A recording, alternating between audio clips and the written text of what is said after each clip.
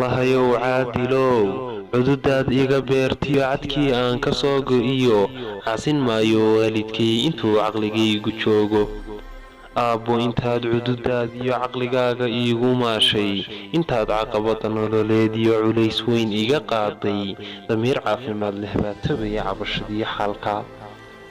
waqti aan carruur ahaa iyo cudin soo baxaya adna cududaadu noolayd waa cayn la dhaafee caqligunbaa tabaya aabboy cimrigaagiyo noloshaad la cawaysay nin carruurnimo haysaa kollay casharadaad qortiyo ma dareemo cabashadaade in damiirku caasiyey hortii anaa cabbiraya nabarrada ku celay aabbo duco waxaan curinayaa rabbi inuu ku cafiyo